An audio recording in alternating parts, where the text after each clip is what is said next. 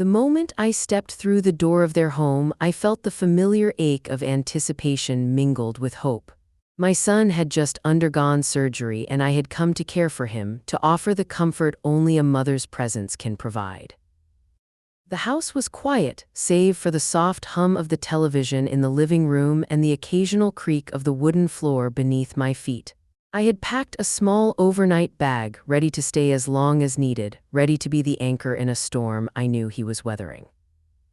As I settled in the guest room that overlooked the garden, memories flooded my mind, years spent nurturing, supporting, and trying to build a family bond that felt unshakable. I remembered the countless nights I sat by his bedside when he was sick as a child, the sacrifices I made to ensure he never wanted for anything. This visit was supposed to be a continuation of that love, a chance to mend and strengthen the ties that bound us.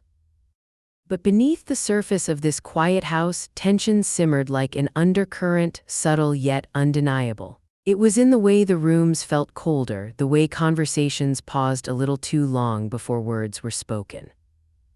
I brushed it off, telling myself it was the stress of recovery, the adjustments they were all making. I wanted to believe in the healing power of family, in the sanctuary of home.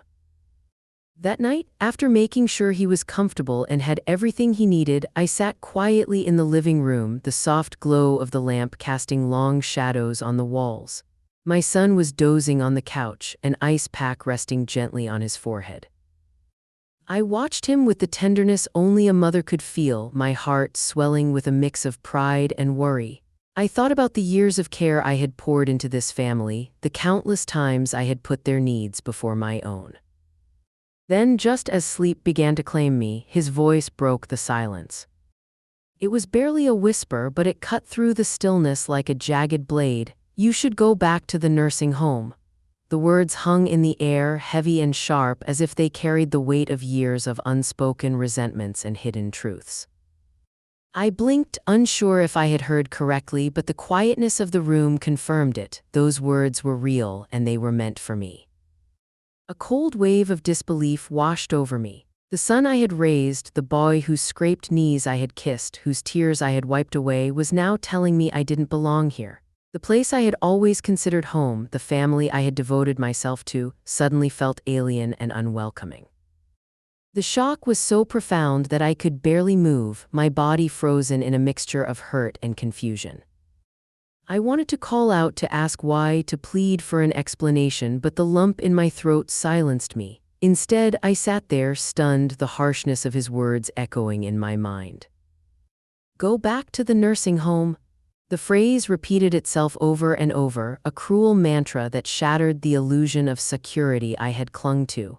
It was a rejection so complete that it seemed to erase every sacrifice, every moment of care I had given. As the night deepened, I found myself retreating into a quiet corner of the room, wrapping my arms around myself as if to hold together the pieces of a heart breaking in slow motion. The familiar walls that once offered comfort now felt like a cage, closing in with the cold reality of my son's dismissal. The pain was raw and unyielding, a silent scream trapped behind my lips. I wondered how it had come to this. When had the warmth between us turned to frost? Had I missed signs along the way, subtle shifts in his demeanor that I had been too blinded by love to see? The thought stung, but it also sparked a flicker of clarity. I was no longer just a caregiver, I was being cast aside. The hours crawled by, each tick of the clock amplifying my loneliness. I thought about calling my daughter-in-law, seeking some reassurance or an explanation, but uncertainty held me back. The house was theirs now, I realized, and I was merely a visitor, unwelcome in their carefully constructed world. The home I had once helped build was slipping through my fingers, and with it, the sense of belonging I had taken for granted. When morning light seeped through the curtains, I still hadn't spoken of that night's words. I knew I needed to process the blow before facing anyone, but the burden of silence weighed heavily, a secret wound festering beneath the surface. I left the house quietly, stepping into the fresh air outside, hoping that distance might offer some clarity. As I walked the familiar streets, memories of better times played in my mind, the laughter around the dinner table, the celebrations, the quiet moments of connection. Each recollection was a sharp contrast to the coldness I had experienced, a reminder of a love that once seemed unbreakable. I clung to those memories, even as the present threatened to unravel them. I realized then that this visit, meant to be a time of healing, had exposed a fracture I hadn't anticipated. The words spoken in the dark had pulled back a curtain to reveal a reality I was unprepared to face. I felt lost in a place I thought I knew, a stranger in the home of my own son. With a heavy heart, I made a decision. I would not let this rejection define me, but I needed to understand what had changed. I resolved to seek answers, to find out why my presence had become unwelcome and what future, if any, awaited me in this family I had given so much to. The day stretched ahead, uncertain and daunting, but beneath the pain a quiet strength began to stir. I was a mother still, a woman who had weathered storms before. And though the path was unclear, I knew I had to take the first step toward reclaiming my place, not just in their home but in the story of my own life. The morning sun filtered softly through the blinds as I sat at the kitchen table, stirring my tea absent-mindedly. The warmth of the cup in my hands was a stark contrast to the cold knot tightening in my chest. I replayed my son's words over and over, each echo deepening the ache. "You should go back to the nursing home." The sting wasn't just in the rejection, it was in the brutal finality, the sense that I was no longer part of the family, no longer welcome in the home I had helped nurture. I felt adrift, grasping for something solid in the shifting sands of this new reality. The house, once a symbol of togetherness, now felt like a fortress with its gates closing around me. I knew I had to understand what was happening beneath the surface, to uncover the reasons behind this sudden coldness. But where to start? The silence from my son was deafening, and the quiet avoidance from his wife only deepened my unease. After a restless night, I decided to reach out to someone who might hold pieces of the puzzle, a lawyer connected to my daughter-in-law. It was a difficult call. I hesitated, fingers trembling over the phone as I dialed. When the voice answered, calm and measured, I swallowed my pride and explained who I was, why I was calling.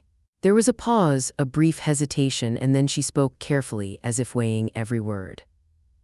Her tone was polite but guarded. She couldn't reveal much, she said, bound by confidentiality and professional discretion. But what she did share hinted at something I hadn't dared to imagine, tensions simmering beneath the surface, legal maneuvers quietly unfolding. She mentioned discussions about property, access, and arrangements that seemed to edge me out of the picture. It was a subtle but unmistakable message. The house and family allegiance were shifting, and I was being sidelined. The realization hit me like a cold wave. This wasn't just a moment of anger or frustration from my son, it was a deliberate, calculated move to exclude me. The warmth I had taken for granted was fading, replaced by a chill I could no longer ignore. I felt the walls closing in, the foundation of my family life crumbling beneath my feet. I sat back, the weight of betrayal pressing down on me. How had I missed the signs? The subtle changes in their behavior, the whispered conversations when I thought they weren't listening, the growing distance that I had brushed aside as stress or fatigue. Now, it was all painfully clear. I was no longer seen as family but as an obstacle, someone to be pushed aside with quiet efficiency. The lawyer's words lingered, the implications rippling through my mind. I thought about the years I had devoted to this family, the sacrifices I had made, the love I had given without hesitation. Had it all been for nothing? The house, the memories, the shared moments, they were slipping away, replaced by legal documents and cold decisions made behind closed doors. But beneath the hurt, a spark of resolve began to flicker. I wasn't ready to disappear quietly. I needed to understand the full extent of what was happening, to stand my ground before it was too late. The thought of losing everything, my place in the family, my dignity, my home, was unbearable. I owed it to myself to fight, to seek clarity and reclaim what was rightfully mine.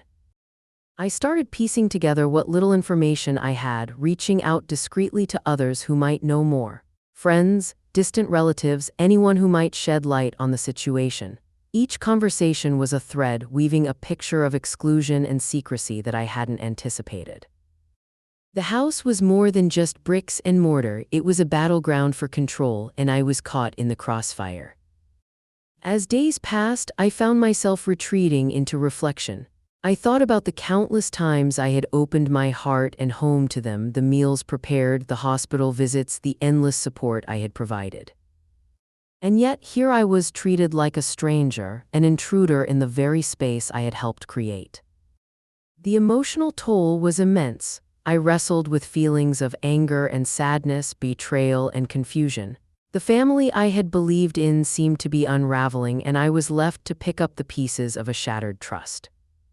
But amidst the turmoil, I clung to a flicker of hope that with enough courage and clarity I could navigate this storm.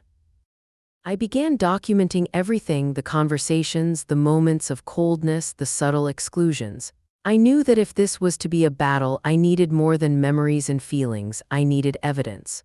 I wanted to protect myself, to ensure that my contributions and rights were acknowledged. I was learning that love alone wasn't enough to shield me from their plans. One afternoon, I sat down with a notebook, writing out everything I remembered about my involvement in the household, financial support, caregiving tasks, the time I had invested. It was both painful and empowering, a way to reclaim some control in a situation that felt overwhelmingly out of hand.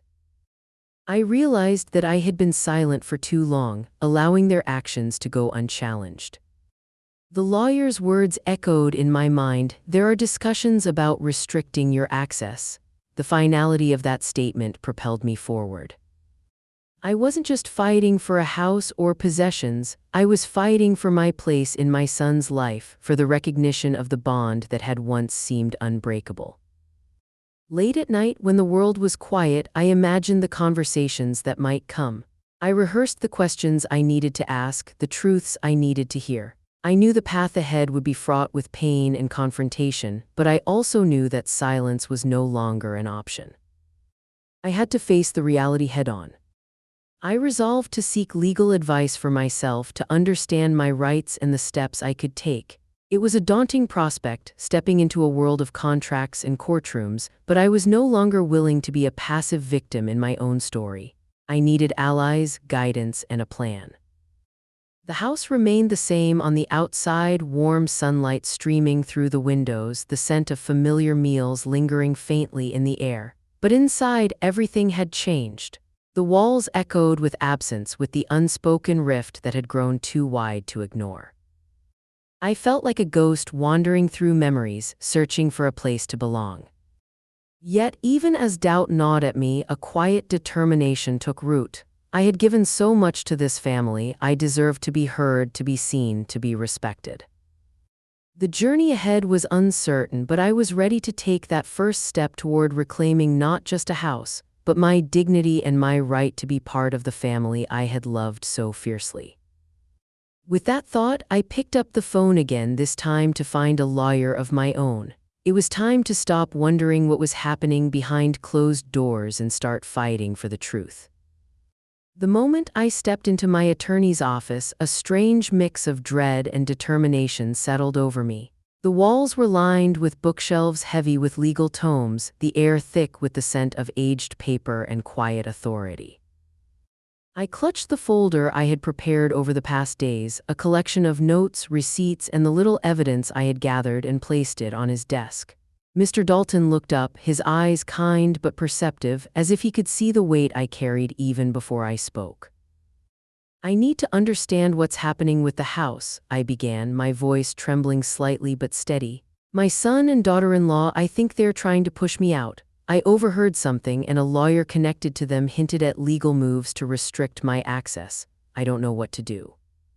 He nodded thoughtfully, his fingers steepled as he listened.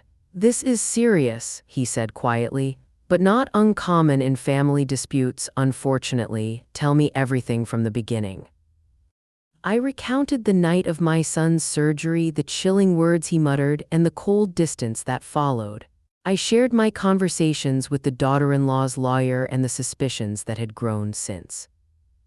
As I spoke, a mixture of pain and resolve poured out, each word a step towards reclaiming control.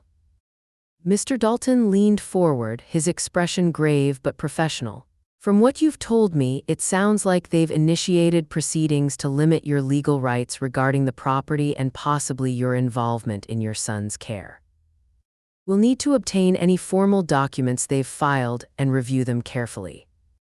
I nodded, swallowing the knot forming in my throat. Can they do that? Just cut me out like I'm nothing. Legally, it depends on the circumstances, ownership, power of attorney, wills, and so forth. But emotional bonds don't always protect against legal actions. That's why we need to act quickly. He outlined the next steps, filing a formal request for all relevant documents, seeking temporary court orders if necessary, and gathering evidence to demonstrate my contributions and rights. I realized this was no longer just a family disagreement, it was a battle of wills fought in the sterile halls of law. Walking out of his office, the weight felt heavier, but so did my resolve. I was no longer a silent victim, I was stepping into the arena. The thought of confronting my son in this way was painful, but I knew I had to protect myself before the bonds I cherished were severed forever. Back at home, I sifted through every paper I could find, bank statements showing contributions to the household, repair bills I'd paid, medical appointments I'd attended. Each document was a testament to the role I had played, a shield against the erasure I feared. I created a timeline of my involvement, a narrative to counter the cold legalese I expected to face. One afternoon, a letter arrived, official and intimidating. It confirmed my fears. My son and daughter-in-law had filed for exclusive control over the house and financial decisions. The letter was curt and clinical, their intentions clear. I felt a surge of betrayal sharper than any before. This was no longer about care or family, it was about control. Despite the pain, I refused to let despair take hold. I contacted Mr. Dalton immediately, and together we began preparing a response.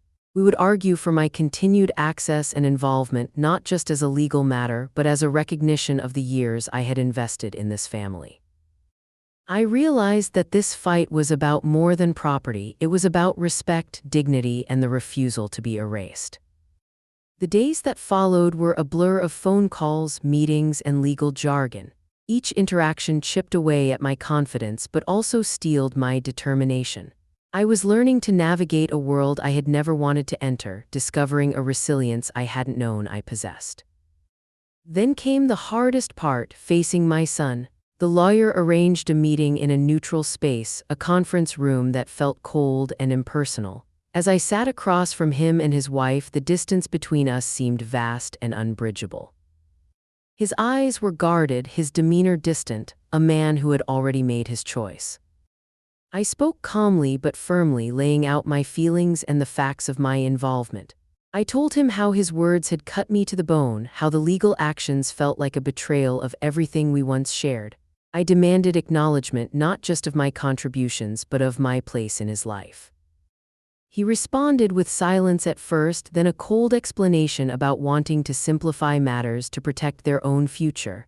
His wife nodded in agreement, her expression unreadable. The conversation was painful, a stark revelation of the fractures beneath the surface. Their guarded responses underscored the reality: this family, once so close, was breaking apart. Yet, as I left that room, a strange sense of calm settled over me. I had faced the cold truth, spoken my heart, and refused to be invisible. The fight was far from over, but I was no longer standing alone in the shadows. That evening, I sat quietly, reflecting on the journey so far. The house might be slipping away, the relationships fraying, but I had found a strength within myself I hadn't known existed. The path ahead was uncertain and fraught with pain, but I was ready to walk it. I knew now that this was not just about a house or ownership. It was about reclaiming my voice, my dignity, and my right to be part of the family I had devoted my life to. And with that realization, I felt a flicker of hope amidst the heartbreak. The days that followed the meeting were heavy with quiet resolve. I sat at my kitchen table, surrounded by stacks of papers, legal documents, and personal mementos, each one a testament to my years spent caring, contributing, and trying to build a home.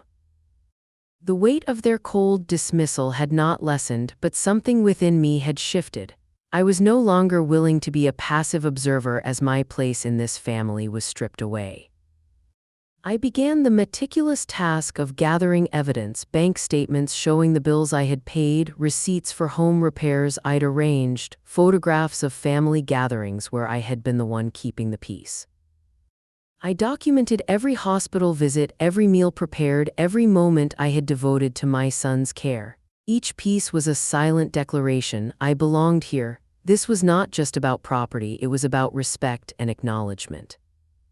I reached out to friends who had witnessed my sacrifices, those who could speak to the truth I lived daily. Their words became a chorus of support, a counterpoint to the cold legalese that threatened to erase me. I recorded their testimonies, knowing that in this battle every voice mattered. The lawyer, Mr. Dalton, guided me through the maze of legal procedures, helping me understand the intricacies of property law and family rights. With his help, I drafted a formal response to the proceedings initiated by my son and daughter-in-law. I demanded not only access to the home but recognition of my ongoing role in my son's life and the household. Each step forward was both empowering and exhausting. I wrestled with feelings of betrayal and sadness, but also with a growing sense of self-worth. I realized that I had been silenced for too long, overshadowed by assumptions and unspoken resentments.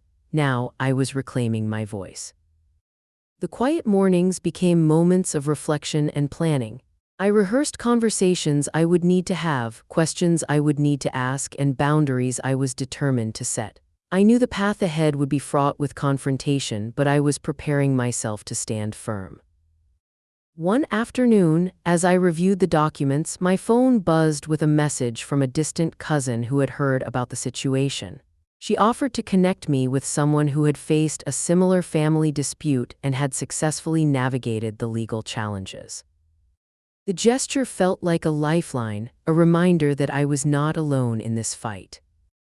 With renewed determination, I scheduled a meeting with this new contact, eager to learn from her experience. She spoke candidly about the pain and complexity of family betrayals, but also about the strength found in standing up for oneself. Her story gave me hope and practical advice on how to present my case more effectively. Back at home, I found myself walking through the rooms that once felt warm and inviting but now seemed shadowed with tension. I touched the worn arm of the sofa where my son had rested after surgery, traced the edges of the kitchen counter where I had spent hours preparing meals, and felt a pang of loss mingled with resolve. This house was more than a building, it was a repository of memories and love, and I was fighting to keep that alive. As the legal proceedings loomed, I realized I was no longer just defending a house. I was defending my identity, my dignity, and the place I had carved out within this fractured family. I was no longer the quiet giver, I was becoming an active defender. At night, I wrote letters to my son and daughter-in-law, not to send but to organize my thoughts and feelings. I poured out my pain, my confusion, and my hope for reconciliation. Writing became a catharsis, a way to process the tumult inside me and prepare for the conversations ahead. I also sought solace in small routines: morning walks in the garden, calls with supportive friends, and moments of quiet prayer. These acts grounded me, reminding me that despite the upheaval, I was still whole and capable of weathering the storm. One evening, as the sun dipped below the horizon, I sat by the window, looking out at the fading light. The house stood silently, its walls holding stories of love and loss. I whispered a promise to myself: I would fight not out of anger but out of love, for the family I had nurtured and for the dignity I refused to surrender. The days turned into weeks, and with each passing moment my resolve grew stronger. I was ready to face whatever came next, not as a victim but as a woman reclaiming her place. The battle for the house was far from over, but I had taken the first crucial steps toward standing my ground. In the quiet determination that now filled me, I found a new kind of strength, one built not on denial but on the unwavering belief that I deserved to be seen, heard, and respected. The day of the meeting arrived with a tension so thick it felt like the air itself had hardened. The conference room was stark and sterile, a neutral ground arranged by our lawyers to force a confrontation that had been simmering silently for months. I arrived early, clutching the folder of documents I had meticulously prepared, each page a testament to my unwillingness to be erased from this family's story. When my son and daughter-in-law entered, the room seemed to shrink. His eyes, once warm and familiar, were now guarded and distant. Her expression was unreadable, polished, controlled, as if she had perfected the art of detachment. They sat across from me, a physical and emotional chasm stretching wide between us. I took a deep breath, steadying my trembling hands. "I want to speak openly," I began, my voice steady despite the turmoil inside. "I've been hurt by the way things have unfolded. The house, the legal actions, your words, they've made me feel like I'm no longer part of this family. But I'm here to tell you that I'm not invisible. I've given my time, my love, my support for years, and I deserve to be acknowledged." My son's gaze flickered, a brief crack in the armor of indifference. "Mom, it's complicated. We're trying to protect ourselves, to make things simpler. It's not personal," he said, his voice clipped but carrying an undercurrent of conflict. "It is personal," I replied, the hurt breaking through. "You told me to go back to the nursing home. Those words cut deeper than you can imagine. I'm not just a caretaker or a visitor. I'm your mother. And this house, this family, has been my life." His wife shifted in her seat, finally speaking. "We have to think about the future, about stability. It's not about pushing you out. It's about making decisions that are best for everyone." "But that everyone doesn't include me," I said quietly, the truth hitting the room like a stone. "I've been excluded, ignored, and it's tearing me apart." The silence that followed was heavy, filled with unspoken grievances and fractured loyalties. The meeting was a crucible, exposing the raw edges of our broken relationships. My son's coldness wasn't just a moment of weakness, it was a barrier, a line drawn in the sand.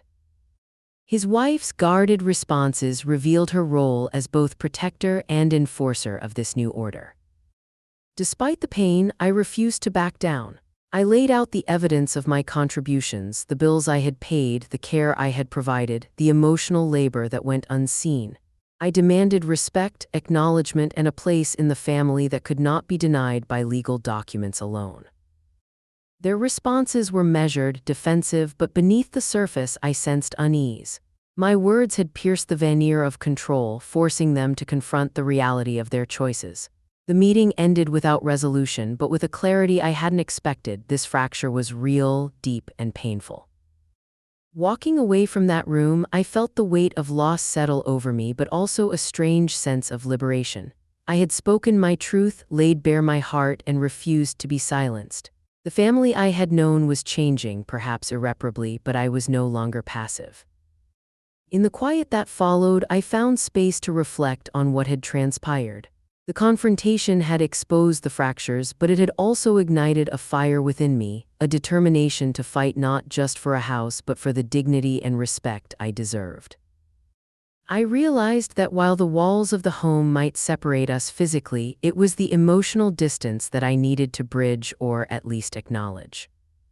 I reached out to a counselor, seeking support to navigate the complex emotions swirling inside me. The sessions became a sanctuary, a place to untangle the grief, anger, and hope that coexisted uneasily. I learned to hold both the pain of rejection and the strength of persistence in the same breath. Meanwhile, I continued to prepare for the legal battles ahead, knowing that words alone would not secure my place. But the meeting had changed something fundamental. I was no longer willing to be invisible or silent. I had reclaimed my voice, and with it, a renewed sense of self-worth. As days turned into weeks, I began to envision a future where I could stand with dignity, regardless of the outcome.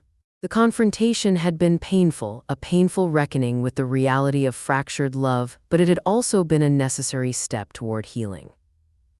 I still longed for reconciliation, for the warmth that once filled our home, but I understood that some wounds took time to mend, if they ever did. For now, I was focused on protecting myself, asserting my rights, and refusing to let the bitterness consume me. One evening, as I sat alone in the quiet house, I allowed myself a moment of vulnerability. The tears came freely, a release of months of suppressed pain, but even in that moment of sorrow, I felt a quiet strength. I was fighting for more than a house. I was fighting for my place in a family that was changing and for the woman I was becoming in the process. And though the path ahead remained uncertain, I was ready to walk it, with courage, with resolve, and with the unwavering belief that I deserved to be seen, heard, and loved. The drive home that evening was heavy with the residue of confrontation, the car's interior a quiet vessel carrying the weight of fractured ties and unspoken regrets. I stared out the window as the streetlights flickered past, the familiar sights blurring into a haze that mirrored the turmoil inside me. The family I had known, once a source of comfort and belonging, seemed to be slipping through my fingers like sand, each grain a memory fading into distance. Back in my own space, the silence was profound, yet it carried no peace. The echoes of the meeting lingered, the sharp edges of cold words and guarded glances cutting through the stillness. I sank into my favorite chair, the fabric worn and familiar beneath my fingertips, and allowed myself to feel the full weight of what had transpired. The confrontation had not healed the rift, it had laid bare the fractures, raw and aching. But amid the pain, a flicker of something steadier glowed, a quiet resolve that had been kindled in the depths of heartbreak. I realized that while the house might no longer be a sanctuary and the family might be irrevocably changed, my sense of self did not have to be shattered. I was not simply a shadow in their lives, I was a woman reclaiming her dignity. The days that followed were a blend of reflection and action. I sought counsel, not just legal but emotional, recognizing that healing required more than contracts and courtrooms. In quiet sessions with a counselor, I peeled back layers of grief and anger, confronting the painful truth that love, even when it runs deep, is sometimes not enough to hold a family together. In those moments of vulnerability, I discovered strength I hadn't known I possessed. I learned that resilience could coexist with sorrow, that moving forward did not mean forgetting. The support I found outside the fractured family circle became a lifeline, reminding me that I was not alone. Slowly, I began to envision a future rebuilt not around a house or a fractured family, but around myself. I started to reclaim small joys, morning walks bathed in sunlight, the scent of fresh coffee in the quiet kitchen, the comfort of a well-worn book in my hands. These moments became anchors, steadying me as I navigated the uncertain terrain ahead. I also reached out to old friends, rekindling connections that had dimmed under the shadow of family strife. Their warmth and understanding reinforced the truth that family is not only those bound by blood but also those who choose to stand by you. In their company, I found laughter and lightness again, reminders that life held more than loss. Occasionally, I revisited the house, standing outside its familiar walls with a bittersweet mixture of love and loss. I touched the gate, traced the windows with my eyes, and whispered a silent farewell to the chapters written within. The house was no longer mine, but the memories it held were indelible, etched into the fabric of my being. As the legal battles continued in the background, I understood that my fight was no longer just about possession. It was about reclaiming my voice, my worth, and my place in a world that had tried to render me invisible. I was learning that quiet did not mean weakness and that sometimes survival meant letting go of what once was to embrace what could be. One evening, as twilight softened the edges of the day, I sat by the window, the city lights twinkling like distant stars. I thought about the woman I had been, the caregiver, the hopeful mother, and the woman I was becoming, resilient, self-aware, and unafraid to stand alone. The journey had been painful, marked by betrayal and loss, but it had also been transformative. I whispered a promise to myself then, a vow to carry forward with grace and strength, to build a life defined not by others' acceptance but by my own sense of worth. The past would always be a part of me, but it would no longer dictate my future. In that quiet moment, I felt a sense of peace, not the peace of resolution, but the peace of acceptance. I was ready to embrace whatever came next, armed with the knowledge that I was enough, that my voice mattered, and that the love I carried for my family, fractured though it was, would not be silenced. And so, with the night embracing me like a gentle promise, I closed my eyes and let the quiet settle not as defeat but as the dawn of a new beginning.